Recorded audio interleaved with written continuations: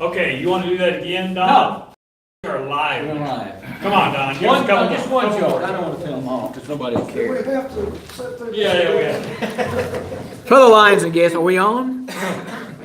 What do you call people who are afraid of Santa Claus? Claustrophobic. Ah, yes. What do you call a frog hanging from a ceiling? A mistletoe.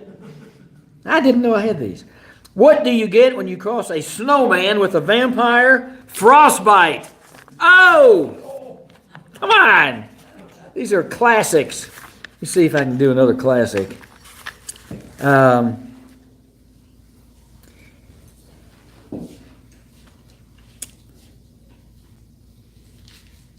Okay, and the final joke for the day.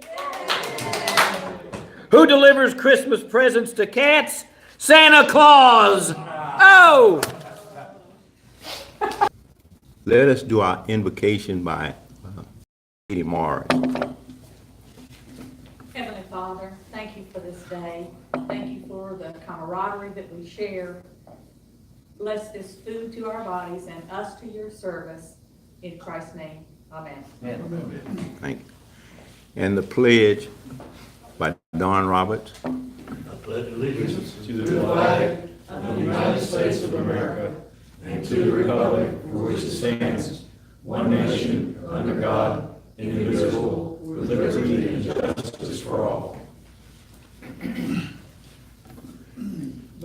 Don? Ryan Gill, would you like to accompany me? All right, you think you need help? We do know. My country 'tis. Ready? My country 'tis the sweet land of liberty, of thee I sing. Land where my fathers died, land of the pilgrim's pride, from every mountainside, why is this so low? Oh, God, you were supposed to help me. I developed creeping fungus. Okay. Do we have any December anniversaries? We need to find our Who was that? secretary. Yeah.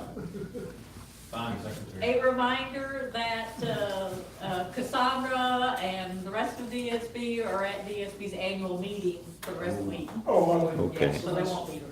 that's important. Okay. Any birthdays for December? Christmas? No birthdays. Only on December 25th. Right. Boom. Okay. All right. I know we have a speaker and you'll announce that. Any guests? You have a guest. Yes. Fellow Lions, please join me in welcoming Shannon Houston, 38-year teacher in Fort Smith, and my sweet sister. Ah, yes. If we have any volunteers, it'd be fine. Ryan Don is going to take care of that. Thank you. Ryan Don. I'm sure it's at least a 20. For the good of the club. And That's the one. He doesn't even know you, ma'am, so. Not nice. I gotta give some money to Lion George. And back with us is Lion Span. Yes. We won't find him, will we? Yes, we will. Oh, well, I do too, for missing all these. Who's gonna take care of Lion Thomas? I'll take care of Lion Tom. Ah! He is a good man. Well- He's a good lion. And you'll have to get fined for saying such ridiculous. Here you are. Tom. Thank you. Autographs afterwards. okay. Are there any announcements or old business? Okay. Put this money over here. Bill Johnson obviously is not here today, but I have got your nut order. After the meeting, if you'll go to the parking lot, I've got that in the car for you to pick up. So I can see a couple people in here that would have items that are ready, so. And he's got some extras too, right? I don't have the extras Oh, you with don't me. have You the- gotta go by Bill Johnson's house. We need to get a hold of him, or he could deliver them, or I can help on that, so.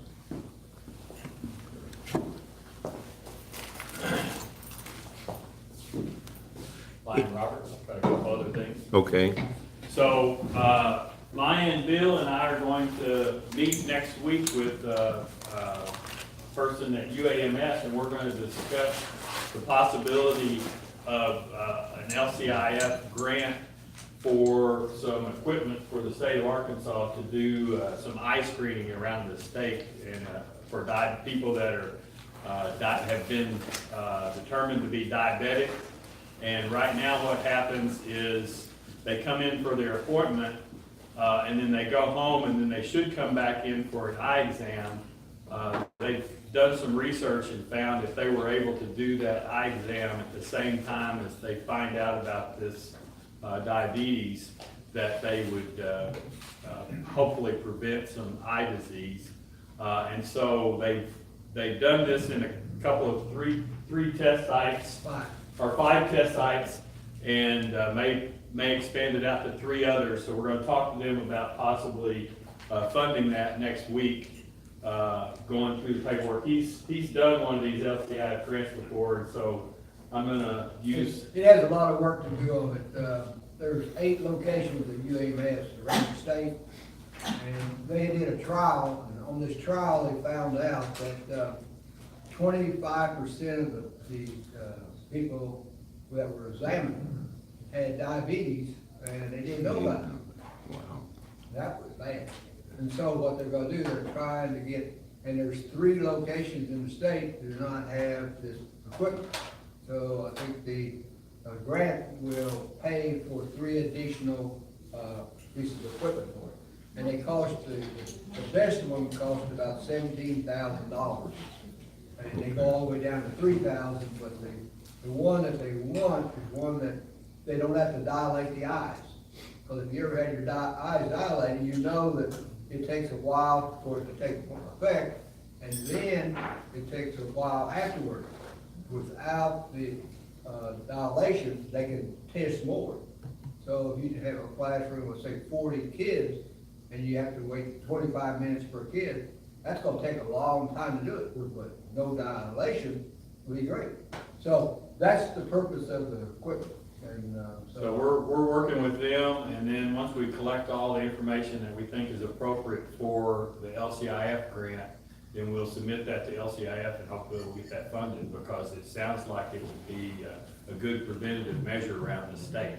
And they've done some statistics to show that in fact it will be the trial shows- preventative. So they would eliminate some people from becoming blind in the future by early detection. And so that's one of the steps that we're working on. So Bill and I are gonna work on that, associated with the Little Rock Founders Lions Club, so we hope that works out. Do you have any suggestions on where the locations will be, or?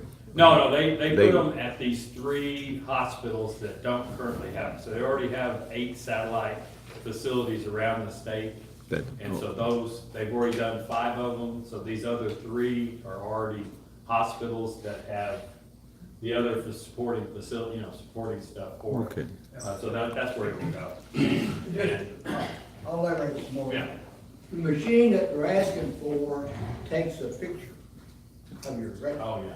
That way, the doctor they can take these things and send it through electronics to where the doctor is to examine it.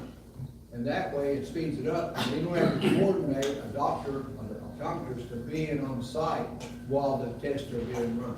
So there's a lot of advantages in this. And I think it can get through LCIF with the proper documentation. Right now, the documentation's not there. Okay. I read it, and they asked for $90,000, but they didn't tell you what it was for. So keep reading and going deeper into it, I found out that about the 8 locations, and 5 had them and 3 didn't. So I figured, and then I went in the internet and looked up this machine, which ones had, it's a teleoptometer or something. Telemedicine. Yeah, Anyway, it's a medical term. Anybody in the medical field knows it. Anyway, if we can get this and get the documentation and spend the $90,000 for this equipment plus whatever else, because 17,000 times 3 is not 90,000. So I've got to find out what are the additional things. They got to give us a timeline, they got to give a budget, they got to do a lot of work associated with this grant. They wanted to do it January the 1st. There's no way that LCI will approve a grant Okay. effective October 1st, January 1st. So, anyway, there's a lot of work we got to do, and so Cleon and I are going to be working on it, so anyway. Is there any charge when, for the person who gets their eyes tested? No. There's no We charge. spend a lot of money giving stuff to hospitals, but then if they turn around and charge folks, that's. No, they're not charged. These are free tests, so. Also, a district has to approve and, recommend it. So we got to have a sponsoring district, so it's got to be 7 in. First vice president. Second, currently second. Are you sure it's I second? don't. Joe, July? Yeah, Okay, July. fine. Anyway, so, there's a lot of work to do, and then the club's got to sponsor it. We've got to get about 4 or 5 letters from different, people in the state, that are Lions, that will support it, like the district governor, the council of governors. There's a lot of work that's got to be done to get a grant approved. And, I've approved a couple of grants, and, it takes a while. It takes a while to get a grant approved. And so, That's why I recruited him. so it's, Oh, Anyway, Right. I'm sorry it took so long, but, it is a very, very important thing. And Tom knows what diabetes can do to individuals. And people that don't know they got diabetes and suffer from a lot of different things. And eyesight is one of the major things. And that's why we're the Lions Club, is we're serving the community, so. Thank you. any other announcements? I want to add that our younger sister discovered that she was diabetic at an eye exam. And I, Yeah. yep, Wow. yep.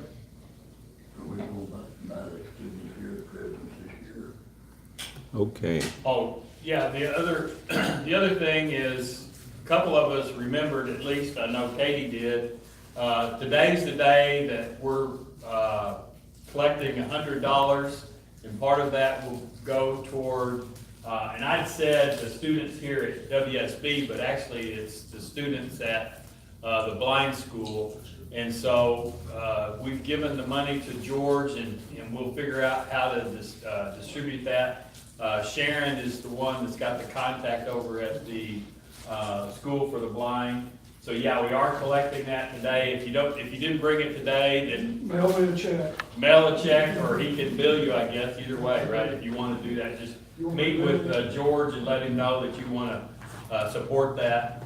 Is that the same as the gift card that we gave you? We had been giving gift cards before, so we would take up like a $25 collection. And instead of doing the $25 collection, there's a couple of things. One, we reduced everyone's dues this year, so we decided to take that back as a voluntary contribution. And then also, we're not selling hams this year, so we're gonna lose a little bit of money from that. So this is to kind of pick up some of the revenue that we lose because of that. So yeah, it is going to the students instead. Okay, we're live again. If you brought that or didn't, see George and he'll take care of it. Yeah, if you want to be billed, just let me know. all right. Okay, if no other announcements, will you come and say your guess? Here, George.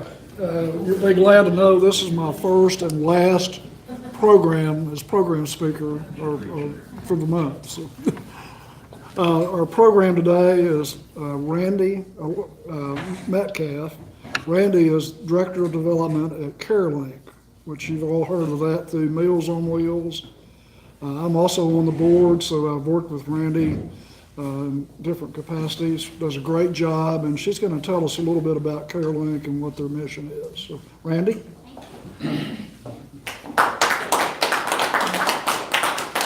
Thank you for having me. I didn't bring any jokes, I'm sorry. So our joke got left. So Don didn't bring any. Okay. Well, I really appreciate you having me and feeding me a wonderful meal and all the service that you guys do. You feed me and then make me perform, so I don't know how well I'm going to do. But George, like George said, I'm with CareLink. I've been there for about 10 and a half years. I actually started there as a social worker, so I was working in the program, out in the field, working with programs in our community services division of CareLink. And then I kind of got a chance to move over and work with the CEO closer and became the Vice President of Development. So we do all the fundraising and marketing, public relations, and all of that messaging communications segment of CareLink. And I absolutely love the organization. Basically, we're a nonprofit that supports the elderly. So we are resources for older people and their families. We try to take care of Central Arkansas. So we have 6 counties that actually make up Central, and it kind of goes east Arkansas a little bit.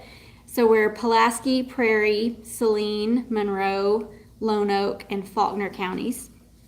And we are actually the Area Agency on Aging. So we were established in 1979 and decided to do business as CareLink back in the 90s. It's a little easier to say, easier to remember. So we have an array of services for older people. The most well-known service is probably Meals on Wheels. And we have a beautiful kitchen on Pike Avenue, the old Safeway grocery store in North Little Rock. We renovated about 5 years ago. And it's our Meals on Wheels kitchen now. So we're cooking and providing about 900 meals a day out of the kitchen. And our volunteers and drivers come and pick those meals up and actually deliver them to the doors of the elderly who need meals. And a lot of the people, the volunteer that brings their meal might be the only person that they see that day. So it's a very important service, not only for meeting nutritional needs, but also that socialization and just to have someone check in on the elderly, our elderly neighbors who may not see other people. I think Meals on Wheels is a great program. It's a very well-known program, but we also serve in a lot of other ways. We have home care, so we're actually in the home. We have about 600 or 700 employees that are actually out in the homes of the elderly every day, taking care of their basic needs, cooking, cleaning, bathing, helping them get around the house. And we have two programs for that. We have one that's a Medicaid-based service, and then a private pay. If you don't qualify for Medicaid, you can actually pay for that service. And there are lots of those providers around, and so we're just one of the ones, but we're of course the best one.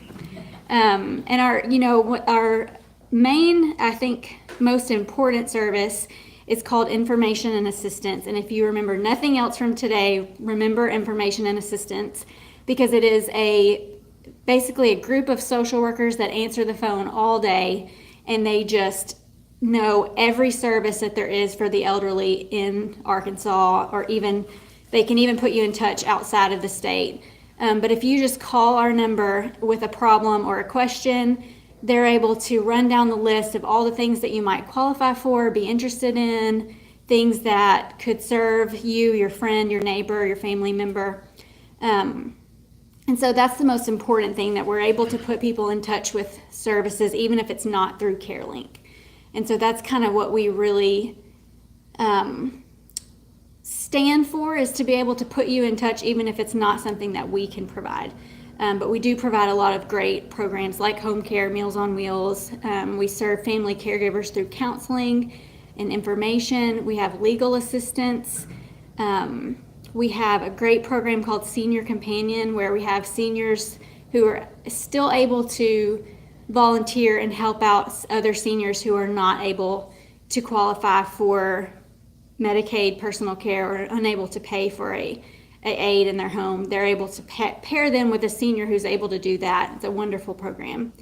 And my favorite program, I think, I love them all, but there's a program that was kind of a brainchild of us that, we're in homes every day and we're seeing problems that there's no way for us to fix. Medicaid won't pay for it. Medicare won't pay for it. We can't, sometimes there are churches or the Ozark Mission Project or other places that will help out. but we see problems like someone is living without electricity, or they're living without hot water, or they're living with repairs in their home that make it dangerous for them to stay in their home. And so we have established what's called the Urgent Needs Fund. And it was started about 3 years ago with a gift from a donor who called us and said, I want to give a gift. I usually give to Meals on Wheels, but is there something else that would be best for this money? And I had been thinking about this program for years and thought this is a great chance to start this program.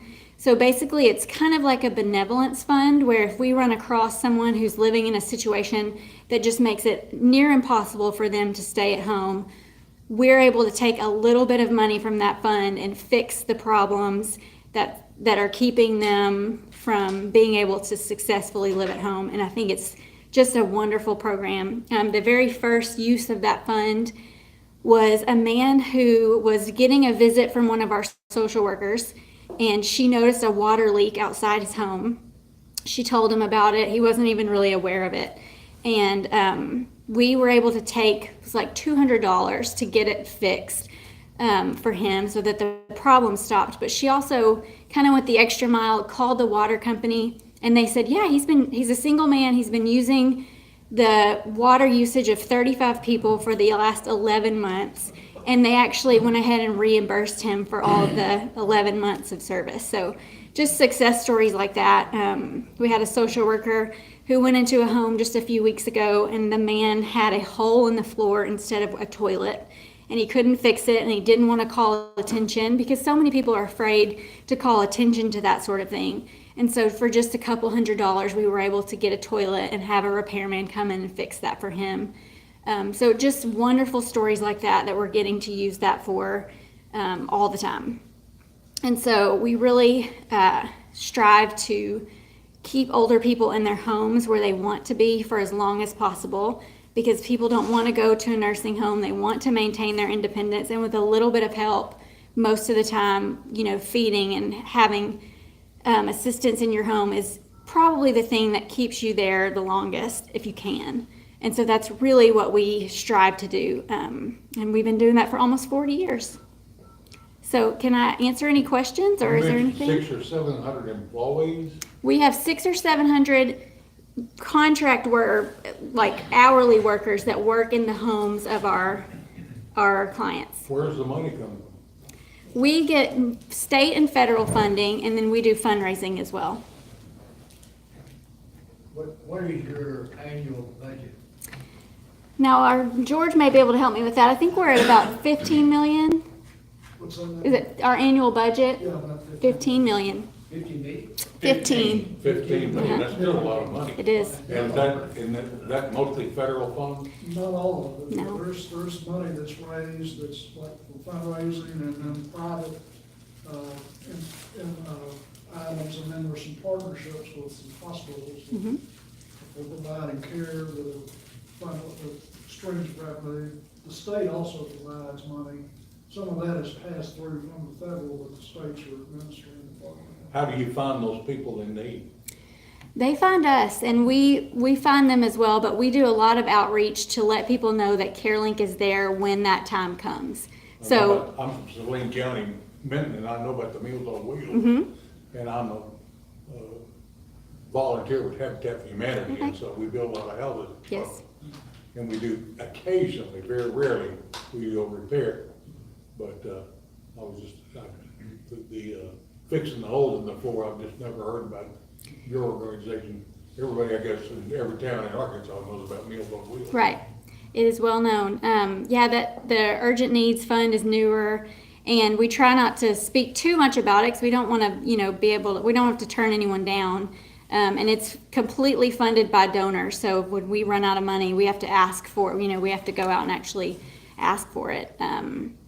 But yes, Saline County is one of the counties that we serve, and we do a lot of outreach to let people know, just like this. I mean, you guys don't need our services, but I probably would guarantee that you know someone who does, or you will eventually know someone who will.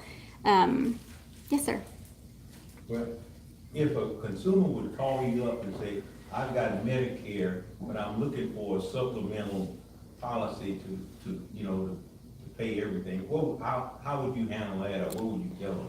Our information and assistance line would probably connect them with our Medicare specialist. And so we do a lot of work between October and December during open enrollment. We see hundreds of clients during those 2 months where we're actually saving, I can't remember the number I saw the other day, it was almost 300,000 that we've saved people just this year from changing their enrollment plan or making sure they're in the best plan. But we have that Medicare person all year round that would be able to help with that type of question. There's no charge for that service. No. Yes, sir. If you want to become a volunteer for Meals on Wheels, how would someone go about doing that? That's a great question. We always need volunteers for that program. And it's about an hour a week, we say. Most people want to take like a 1 day a week and do that, or maybe 1 day a month and have a route. And it takes about an hour at lunch. So you would just call our information and assistance line, and they'll put you in touch with our volunteer coordinator, or you can go on our website and fill out an application there. And they do a background check and make sure that everything is good. And then they'll give you a route, and it's wonderful. If you ever want to do a route, you can call me and I will take you on a route and we'll have a great time. It's wonderful. You'll meet lots of people who are so glad to see you. How many individuals you would serve on the route? Probably about 10 to 15. 10 to 15? Yep, there are some smaller routes kind of out west, and then downtown they're a little larger. They're in my neighborhood in Park Hill. They're in every neighborhood in Little Rock. Because it is a need-based service, it's not, you don't have to qualify financially, it's need-based. So if you know someone in your neighborhood that isn't able to cook, drive, shop, we can get them on Meals on Wheels. Do you have a list of the dietary restrictions for these people? We do. Well, we have to follow the RDA, the third RDA, and all of the, basically we take into account all of the possible dietary restrictions. So a lot of the people will complain about the meals that they're not spicy enough or not sweet enough, and then you'll hear people that say they're too spicy. And so we really follow all of that. So, and we say to doctor them yourselves, because we know, especially in the South, we like to have a lot of doctoring, especially to our vegetables. So, yes, ma'am. As Lions, our long-term focus has been blindness. The folks that are out in the home that are actually contract to y'all, if they run into someone who says, well, you know, the light's gone out on my magnifier, can you replace it? I think that would be a great use of our urgent needs fund. And we have a portion of that fund that is for assistive devices such as that. And so we see a lot of times where Medicaid or Medicare will only pay for a replacement for something like a walker or a cane every few years. And we realize that things happen and that people break or lose them. And so that's what that fund is for. And we take donations for that type of thing also. Do I remember that you all have a rep on the Older Blind Advisory Committee for the state? I'm not sure. I think you at least either do now or have had. Well, my question is, would you be amenable to some training for some of your workers so that they can better recognize and better serve the folks that they come in contact with Yes. who have visual impairments? Yes, ma'am. Sounds good. Yeah, that would be great. In the background. Well, I'm previously the Director of State Services for the Blind. Oh, okay. And their federal funding is well, like, it would take about, right now, about $1.8 million to run the program statewide, teaching people how to stay independent in their own home, using the devices that are available to them, and the state is funded at about $300,000. That So sounds you about see the right. need. Yes, I do. Yes, I do. I'm certain that we have that problem. We see that every day in our clients. And I know we have is it TDD?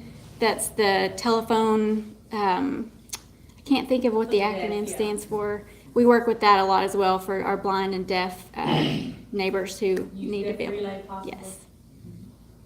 I was telling Randy about rehabilitation here, so do you reckon how many people that are adult blind that need services like that? I'm sure that we do, and I would think we probably need to connect our information and assistance workers with that information, because I bet that comes up a lot.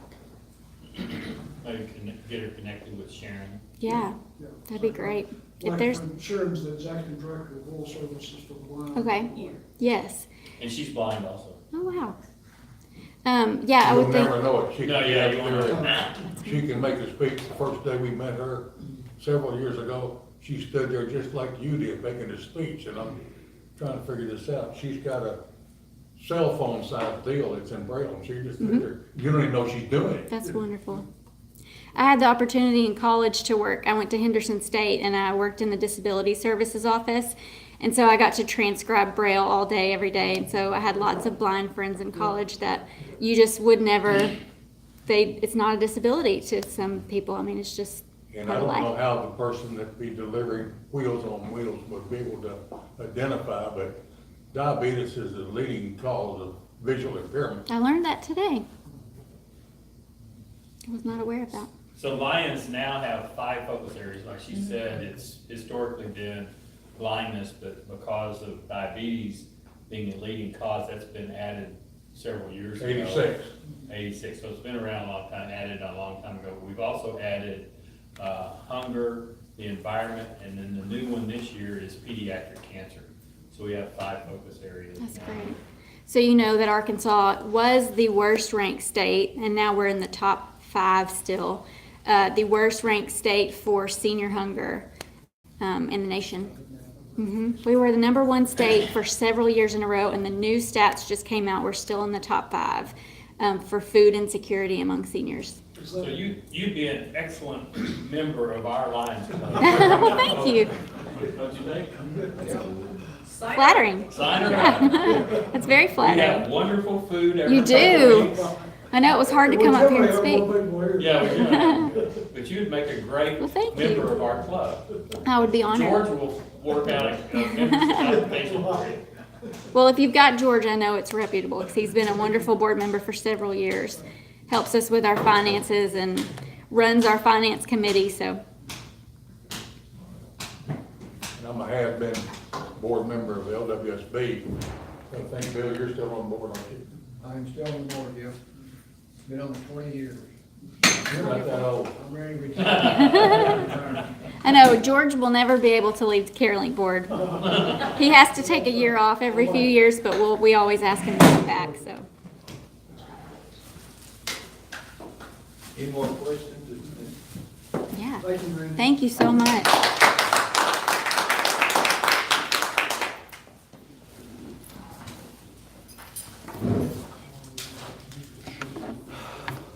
Okay.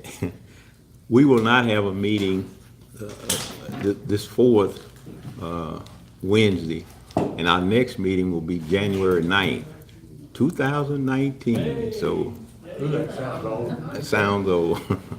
Okay, but if there's nothing else, I guess, is this meeting adjourned? Yeah, thanks. Thank you. Don't forget the fattening bills that are down in the parking lot.